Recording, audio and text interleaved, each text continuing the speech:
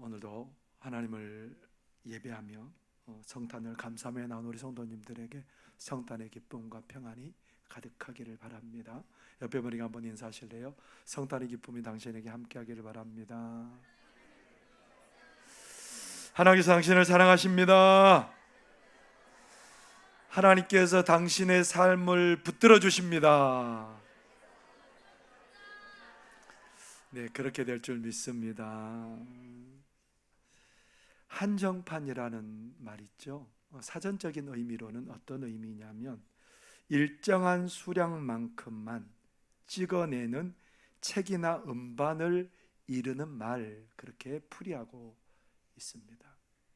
이제 한정판은 수량이 작으니까 귀한 거예요. 그래서 한정판이라고 하면 사람들이 어떻게 해요?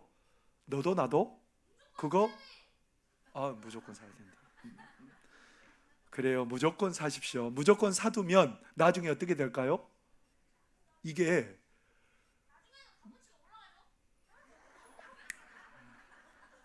나중에는 값어치가 생각한 것보다, 어떤 선수들의 유니폼은요 20억 가까이 돼요. 한번 그냥 처음에 그 선수가 착용하고 뛰었던 그 옷인데요, 그 옷 하나에 20억이 된다는 거예요.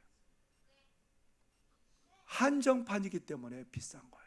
나중에 한정되어 있기 때문에 사람들이 서로 구하려고 그러죠. 그렇기 때문에 세상에서 귀한 것은 다 한정되어 있기 때문에 그것이 귀하죠. 그렇기 때문에 누구나 다 소유할 수 있는 건 아니에요. 그래서 흔한 것은 우리가 별로 귀하게 여기지 않아요. 돌을 여러분 귀하게 여깁니까? 돌은 너무너무 많이 흔해서 우리가 누구도 귀하게 여기지 않습니다. 그런데 귀한 것들일수록 그것은 우리에게 그림의 떡일 가능성이 많습니다. 그림의 떡이라는 말이 무슨 말이에요? 보이는데 만져볼 수도 없고 먹을 수도 없는 것. 보이긴 하는데 내가 소유할 수 없는 그런 것이지요. 그런데 귀한 것은 분명히 한정되어 있다고 하는데, 문제는 귀한 것이 한정되어 있기도 하지만 세상의 모든 사람들이 똑같은 귀한 것이라도 달리 생각한다는 겁니다.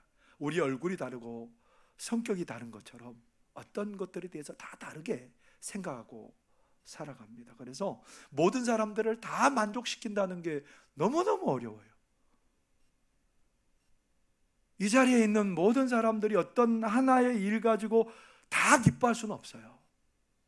어떤 사람은 기뻐할 수 있고 어떤 사람은 그냥 무덤덤할 수도 있다는 겁니다. 그만큼 모든 사람을 만족시킨다는 건 쉽지 않은 문제입니다. 모세가 이스라엘 백성들에게는 없어서는 안 될 인물이죠. 그렇죠? 모세만큼 이스라엘 백성들을 사랑한 사람도 없고요, 모세만큼 이스라엘 백성들을 구한 사람도 없어요. 이스라엘 백성들이 하나님께서 이스라엘 백성들을 2번이나 다 죽여버린다고 그랬어요. 근데 하나님께서 누구 때문에 그들을 살려놨어요? 한 번은요, 모세가 시내산에 십계명을 받으려고 시내산에 올라갔는데 40일이 됐어요. 안 내려오니까, 모세가 안 내려오니까 이스라엘 백성들이 금부치를 다 빼가지고 녹여서 금송아지를 만들어 놓고 그것이 하나님이라고 말했어요. 그러니까 하나님이 얼마나 진노하셨는지 하나님이 이렇게 말씀하셔요. 출애굽기 32장 9절 10절에 보면, 여호와께서 또 모세에게 이르시되 내가 이 백성을 보니 목이 뻣뻣한 백성이로다. 그런즉 내가 하는 대로 두라. 내가 그들에게 진노하여 그들을 진멸하고 너를 큰 나라가 되게 하리라. 내가 다 그들을 없애버리고 너에게 큰 나라를 만들어서 너가 그것들을 다스리게 해줄게. 하나님이 그렇게 제안을 하셨어요. 모세의 마음으로는 얼마나 좋겠어요. 저 같으면 아이고 하나님 당연히 그렇게 하셔야죠. 저 말도 안 듣고 조금만 어려움이 와도 불평한 저것들을 다 없애버리시고 나중에 순하고 말 잘 듣는 백성들을 크게 만들어 주셔서 제가 지도하게 해주십시오. 그럴 것 같았는데 모세가 뭐라 그랬을까요? 하나님, 만약에 하나님이 그러시면은요, 애굽의 사람들이 뭐라 그러겠습니까?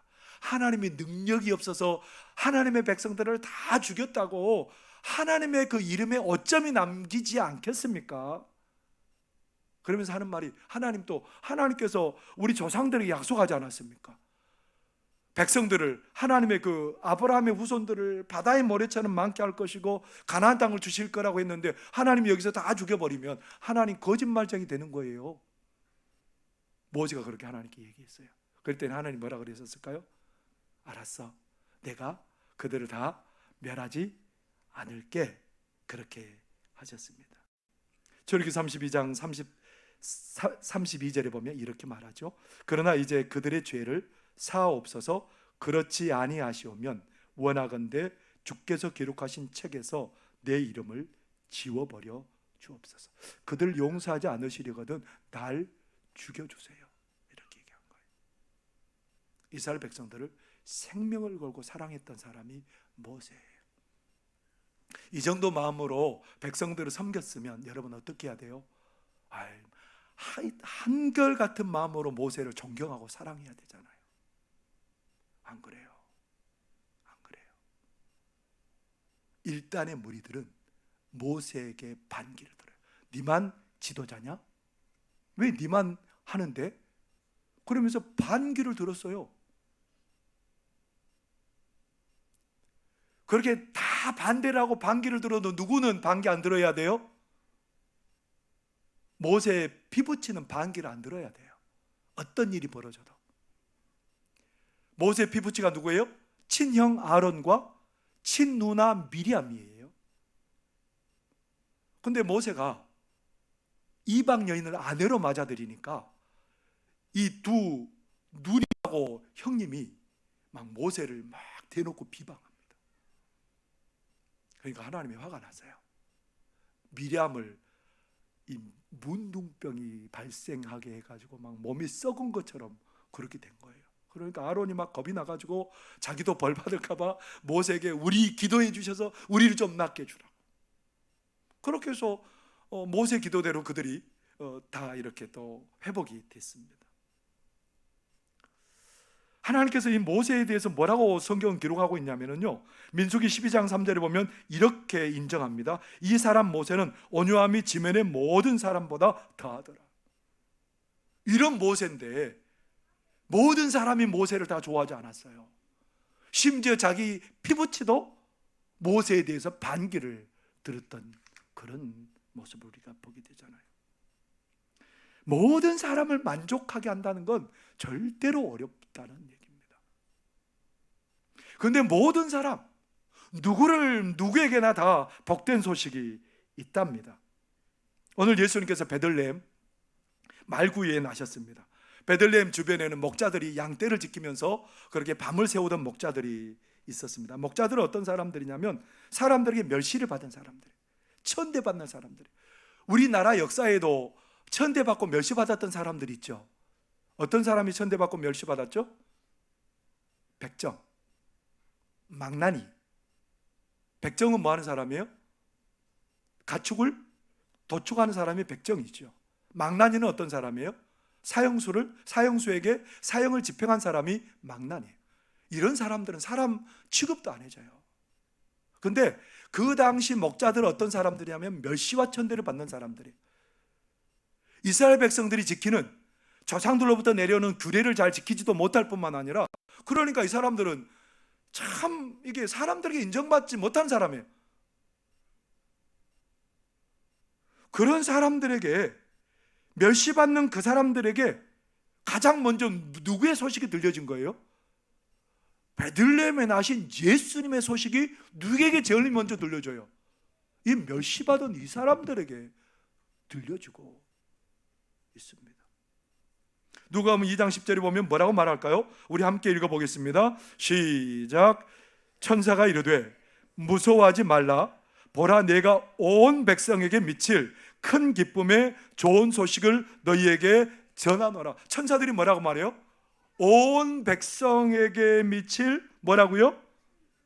큰 기쁨의 좋은 소식. 온 백성이라고 말합니다. 이건 이스라엘 백성들을 포함한 누구를요? 모든 사람들, 열방의 모든 나라들 다 포함하는 그런 내용이라는 겁니다. 우리 하나님께서는 천사들을 통해서 오늘 이 기쁜 소식을 누구에게 가져왔다는 거예요? 한정판으로 가져온 게 아니고요. 누구에게요? 모든 사람들과 모든 민족들에게. 호불호를 따지는 게 아니고 모두에게 무슨 소식이라는 거예요? 기쁜, 큰 기쁜 소식. 죄와 사망 가운데 있는 이 땅이었습니다. 아무것도 누리지 못하는 땅이었습니다. 그런데 예수님을 통해서 하나님 나라가 임했어요. 하나님의 통치가 임하고 죄와 사망의 권세가 물러나고 생명이 임하고 평안이 임하고 기쁨이 임하는 하나님 나라가 예수님 통해서 오게 되었습니다. 모든 사람에게.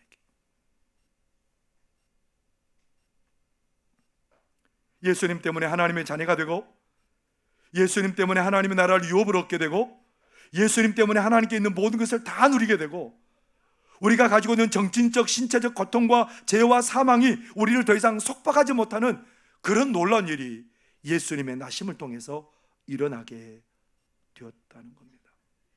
예수님 때문에 우리가 뺏겨버렸던 모든 것들을 다 찾게 되는 그런 복을 누리게 되었답니다. 그래서 누가복음 4장에는 뭐라고 얘기할까요? 이 사건, 예수님께서 오셔서 본격적인 사역을 시작하면서 회당에서 예수님이 읽은 말씀이에요. 누가복음 4장 18절 19절 우리 아동부 아이들만 함께 읽어보겠습니다. 시작. 우리 아동부 앞에 있는 자막 보이죠? 함께 읽겠습니다. 시작.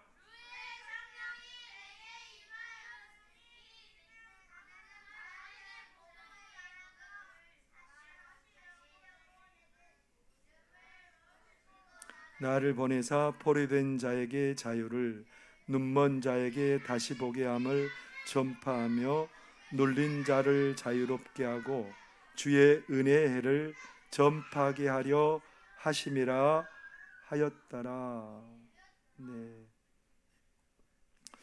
예수님을 통해서 선지자 이사야가 예언한 말씀을 전하게 하시는 거예요. 회복의 얘기예요. 사실은 은혜의 해라는 것은 뭐냐면 이스라엘 백성들이 50년마다 맞는 해예요. 그때는 모든 것들이 다 본주인에게로 돌아가요. 종으로 사로잡혀 갔던 사람들도 전부 다 종에서 노임받고요. 집도 잃어버린 집들도 되찾고 잃어버린 농토도 되찾고 다 되찾는 게 뭐냐면 희년이에요. 은혜의 해예요. 누구 때문에 이런 일이 벌어졌다는 겁니까? 예수님 때문에 우리 인생들이 통째로 죄 때문에 날려버린, 하나님과 단절되어서 아무것도 누리지 못한 그 모든 것들을 예수님께서 다 누리도록 이 땅에 회복의 은혜를 가져오게 되었다는 겁니다. 예수님 때문에 하나님께 돌아가게 되었고, 예수님 때문에 회복하게 되었고, 그래서 당장 4장 그 뒤에 계속해서 이어지는 말씀이 뭔 줄 아세요? 예수님 회당에 들어가셨는데 더러운 귀신 들린 사람이 거기에 있는 거예요. 여러분, 귀신 들리면 어떻게 되는 줄 아세요? 저희 고향 누님이 있는데 그분이 이렇게 귀신이 들리니까 그 전신 전화하고 높은 거 있잖아요. 그거 옛날 그걸 뭐라고 얘기를 해야 돼요? 전신주인데 그 철탑처럼 막 높게 뭐 한 70, 80m 정도 되나요? 송신탑. 네. 거기에 올라간 거예요. 여자분이. 거기에 올라가서 이렇게 들어가 있는 거예요. 그냥 어떻게 그 집은 냈는지는 잘 몰라요. 근데 어떻게 거기까지 올라갔을까요? 누가 이끄니까 올라가는 거예요?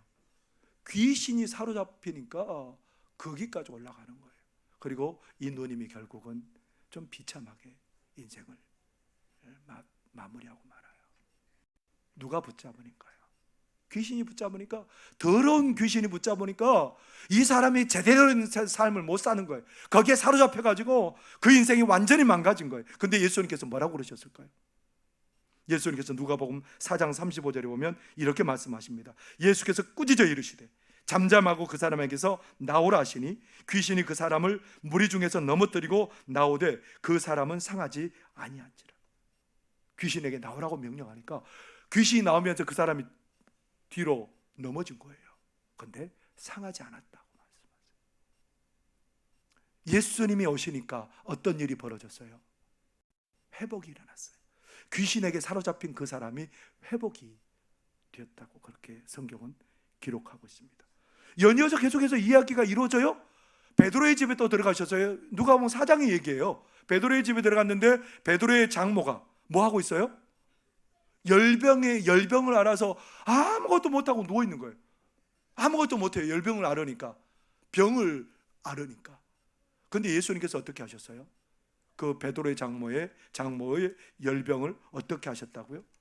고쳐 주십니다. 그래서 그 베드로의 장모가 사람들을 수종들 섬기게 되었다라고 성경 기록하고 있는데요. 누가복음 4장 40절에 이렇게 말씀하고 있죠. 해질 무렵에 사람들이 온갖 병자들을 데리고 나오매 예수께서 일일이 그 위에 손을 얹으사 고치시니. 어떤 사람이요? 온갖 병자들. 온갖 병자들에게 예수님께서 어떻게 하셨다고요? 그 위에 손을 얹으사 다 고쳐주셨다는 거예요. 어떤 병에 걸렸든지 예수님 오시니까 그 문제가 어떤 문제든지 상관이 없게 되었다는 겁니다. 모든 사람에게 그 복이 임하게 되었다는 겁니다. 다 요구가 다르지만 그것을 예수님께서 다 채워주셨다라고 말씀하십니다. 오늘 우리 주님 예수님의 오심은 어느 특정한 사람에게 오시지 않았습니다. 오늘 모두에게 열려 있습니다.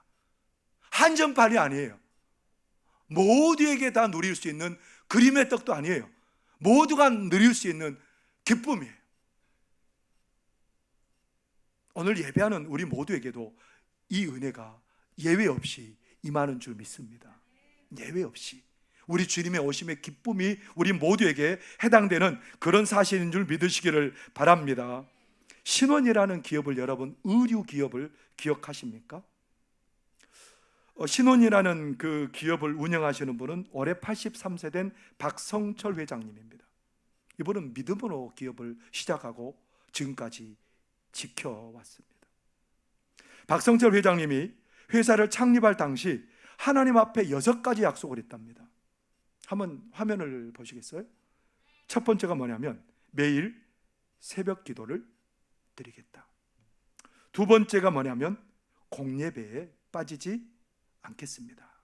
세 번째는 1년에 100명을 전도하겠습니다. 네 번째는 11조를 철저히 하겠습니다. 다섯 번째는 가난한 신학생 100명이 목사님 될 때까지 돕겠습니다. 그리고 여섯 번째는 평생 100개 이상의 교회를 세우겠습니다. 여러분 같으면 몇 개나 이룰 것 같아요? 몇 년이나 할 수 있을 것 같아요? 그렇죠. 힘들죠. 근데 이분이 이 약속을 몇 년째 지키고 있냐면 50년째 지키고 있는 거예요. 50년째. 에이, 목사님, 그분은 특별나니까 그렇지 뭐 우리 같은 범인들이 뭐 그거 발꿈치도 못 따라갑니다. 근데 이분이 정말 그런 분일까요? 그렇게 우리하고 다른 분일까요? 이분이 전남 신안군 사람이에요. 근데 6살 때 구걸하러 다니다가 고아원에 들어가게 됐어요. 6살 때 집을 나와서 먹을 게 없으니까 집을 나와서 구걸하고 다니다가 고아원에 들어갔습니다. 고아원에 들어가서 살아가는데 공부를 시켜준다 그래서 중앙국립감화원이라는 곳에 들어갔답니다. 거기는 뭐 하는 곳? 이제 공부 시켜준다니까 혹해서 거기에 들어갔는데 나중에 알고 보니까 소년원 같은 곳이에요. 불황 청소년들을 거기다가 모아놓고 함께 생활하게 하는 곳이에요. 그래서 공부를 좀 해보려고 그랬더니 거기에 있는 뭐 사람들이 막 괴롭힙니다. 때리기도 하고요. 공부하려고 그러면 불을 꺼버리고 막 그렇게 방해를 놓습니다. 그런 참 열악한 곳에서 누구를 만나게 되냐면 예수님을 믿는 선생님을 만나게 되었고 이번에 예수님을 믿게 되었어요.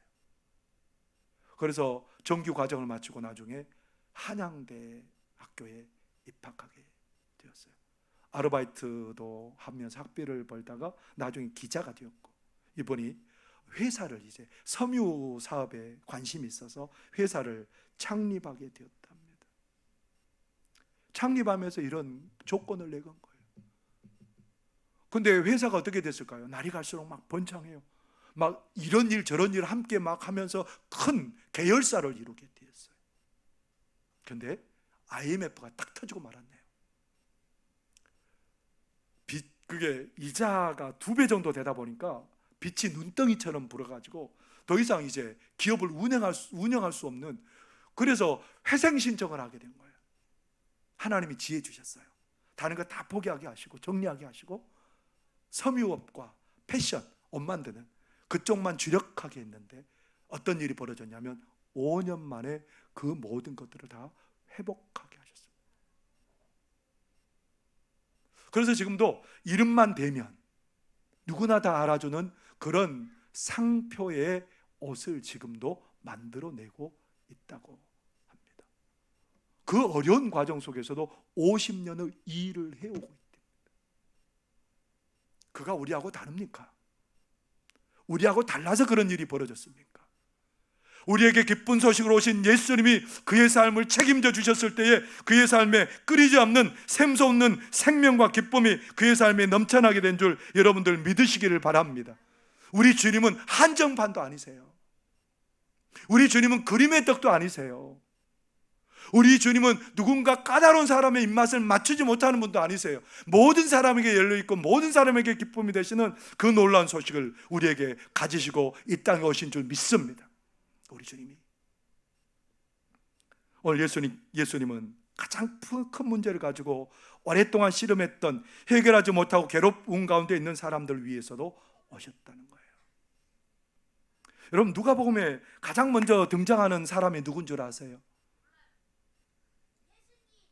예수님? 여러분 한번 보세요. 누가복음 1장 5절에 보면 누구 얘기가 등장하고 있냐면, 여러분 1장 5절 한번 보세요. 누가복음 1장 5절 함께 읽겠습니다. 시작. 유대왕 헤롯 때에 아비야 반열에 제사장 한 사람이 있었으니 이름은 사가랴요 그의 아내는 아론의 자손이니 이름은 엘리사벳이라. 누가 등장해요? 사가랴라는 제사장이 등장하는데 그의 아내 엘리사벳은 전통 있는 아론 가문의 자손이에요. 가문하면 막 이게 없었던 힘도 생기고 자부심이 생기는 거예요. 제사장이고 아내는 뭐예요? 아론의 가문의 후손이고, 그러다 보니까 그냥 가문 얘기만 나오면 입을 못 다물어요. 근데 이 가정에 문제가 하나 있어요. 가문의 전통을 계승하고 대를 이어야 될 아들이 없는 거예요. 자녀가 없는 거예요. 사람들이 뭐라고 수군댈까요? 참, 뭘 잘못했길래 하나님의 자녀도 안 주시고 무슨 죄를 졌길래 저래.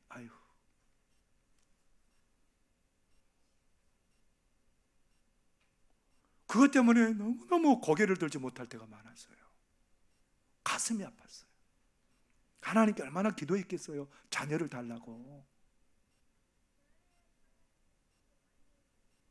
근데 어느 때 이제 그 반열, 거기에 있는 그 그룹들이 성전을 섬겨야 될 때가 됐는데, 사가랴가 성전을 섬기려고 성전 안에 들어가 있는데 천사가 나타났습니다.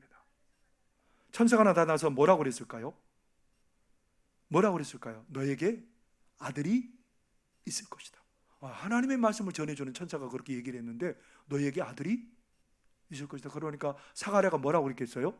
누가복음 1장 18절에 보면 이렇게 말합니다. 사가랴가 천사에게 이르되 내가 이것을 어떻게 알리오? 내가 늙고 아내도 나이가 많으니라. 어떻게 그런 농담을, 진한 농담을 하시면 안 되죠. 절대 그 문제는 해결될 수 없는 문제라고 생각해요. 근데 어떻게 됐을까요? 나중에 아내 엘리사벳이 아이를 낳았는데 그 아이가 누구예요? 세례 요한이에요. 예수님을 사람들에게 소개하고 사람들의 영적인 물꼬를 바른 길로 또 인도했던 세례 요한이었어요. 아이만 주셔도 감사한데 그 나라의 영적인 기류를 새롭게 했던 복된 아이가 그 가정을 통해서 나오게 된 줄 믿으시기를 바랍니다. 해결할 수 없는 문제를 갖고 있는 그 문제들이 예수님 안에서, 예수님 사건 안에서 해결되는 역사가 일어나게 된 줄 믿습니다.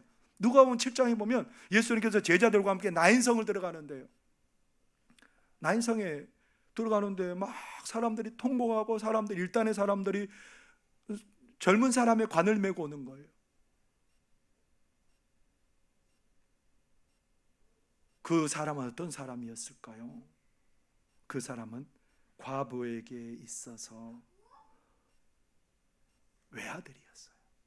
그 과부의 하나밖에 없는 소망이었어요. 근데 그 아이가 죽은 거예요. 그 청년이 죽은 거예요. 그래서 그 과부가 뒤를 따라하면서 막 통곡하고 오열하면서 옆에 있는 사람들도 막 눈물 훔치면서 그 뒤를 따라가는 겁니다. 소망이 없죠. 여기에 무슨 소망이 있겠어요? 다 죽어버렸는데, 끝장났는데 뭔 소망이 있겠어요? 근데 예수님께서 어떻게 하셨어요? 멈추고 반에 손을 대시고 청년아 일어나라 그러니까 청년이 일어났습니다. 거기에 생명의 은혜가 있었고요, 그 슬픔이 잔치로 바뀌어지는 역사가 일어나게 되었던 것입니다. 예수님이 우리에게 오셨을 때 우리의 어떤 문제들일지라도 그 문제가 해결되는 역사가 일어나게 될 줄 믿습니다. 그래서 아무리 큰 문제를 가지고 있을지라도, 어떤 문제 가운데 있을지라도 우리 주님의 오심은 그 모든 사람들에게 기쁜 소식이 되는 줄 믿습니다. 예수님께서는 오셔서 우리의 시각을 바꿔주세요. 오늘 이 목자들 천대받은 사람들이라고 그랬잖아요. 사람들이 너나 없이 이 천하게 취급하고 천하게 말하니까 요즘 뭐 가스라이팅이라는 말을 언제부턴가 굉장히 많이 쓰더라고요.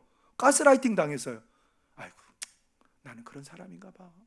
나는 이제 정말 보잘것없고 하나님께로부터 버림받고 나는 아무것도 아닌가 봐. 그렇게 생각을 하고 살았습니다. 정말 하나님께로 버림받았으면 누가 안아야 돼요? 천사가 안아야 돼요. 근데 예수님의 나심을 가장 먼저 듣게 된 사람들이 누구였죠? 이 천하게 여겨지는 이 목자들이었습니다. 우리는 멸시받은 사람들이 아니에요. 하나님이 나를 사랑한 사람이에요. 하나님이 나를 그 소식을 통해서 벅찬 기쁨을 갖게 하시려고 하는 하나님의 사랑을 경험하게 하려는 그런 사람들이에요. 예수님을, 하나님이 보내신 구원자 예수님이 직접 눈으로 보게 하는 영광을 누리게 한 사람들이 이 사람들이에요. 이 사람들은 천사들의 찬송을 듣습니다. 14절에 뭐라고 해요? 한번 읽어보겠습니다. 시작. 지극히 높은 곳에서는 하나님께 영광이요, 땅에서는 하나님이 기뻐하신 사람들 중에 평화로다 하니라. 하나님의 영광을 그들이 뭔지 보게 되었다는 거예요. 하나님의 영광이 뭐예요? 하나님께서 하나님이 원하는 구원의 계획을 예수님을 통해서 이루시고 하나님이 높여지시는 사건이 이 사건이라는 거예요. 평화가 뭐예요?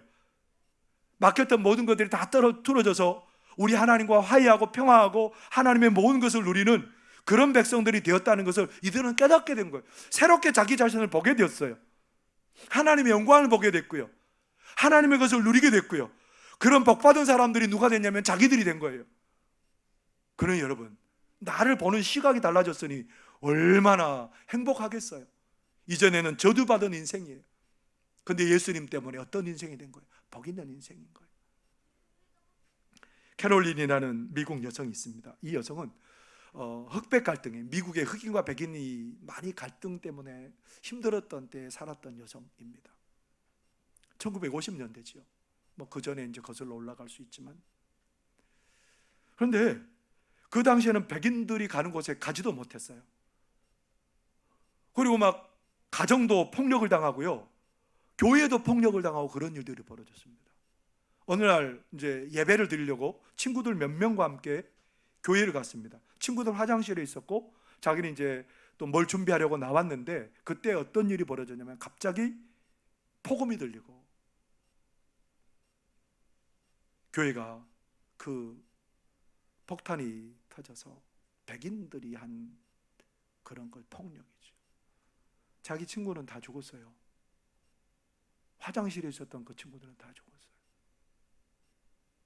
그게 한없는 증오로 남아있는 거예요. 풀리지 않는 거예요.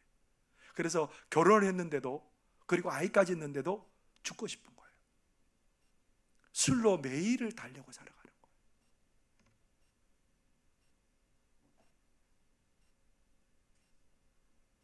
그러다가 심리 상담가를 만났습니다. 그러면서 그가 하나님께 기도하기 시작했어요. 어떻게 기도하냐면, 하나님, 전 너무나도 큰 고통 속에 있습니다. 제 몸을 고쳐주세요. 술에 대한 이 갈망을 가져가 주세요. 앞으로 나아갈 수 있게 당신의 치유력으로 저를 만져주세요. 그렇게 기도하면서 이제 백인들이 폭탄 공격을 했던 그날 교회 주보를 보게 되었습니다. 교회 주보를 찬찬히 살펴보는데 설교 제목 뭐라고 나와 있냐면 용서하는 사랑. 그리고 본문의 말씀은 누가복음 23장 34절의 말씀. 이에 예수께서 이르시되 아버지 저들을 사하여 주옵소서 자기들이 하는 것을 알지 못함이니이다. 이것을 보고 캐롤린이 기도하기 시작합니다. 뭐라고 기도하냐면, 여태껏 내 안에 이 버거운 짐을 지고 오면서도 단 한 번도 지금까지 당신께 손을 내밀지 못한 저를 용서하소서. 당신을 신뢰하지 못한 저를 용서하소서. 그러면서 계속 기도하는 것이, 저를 용서하셨듯이 그들을 용서해 주소서. 바뀐 거죠. 시각이 바뀐 거예요. 나를 용서하시고 사랑하신 그 하나님을 알게 된 거죠. 그리고 범죄한 저들에게도 어떻게 되는 거예요? 그럼에도 불구하고 하나님 저들을 용서해 주세요. 그런 시각이 바뀌어오자 이 여인이 어떻게 됐냐면요, 자녀들을 돌보기 시작합니다.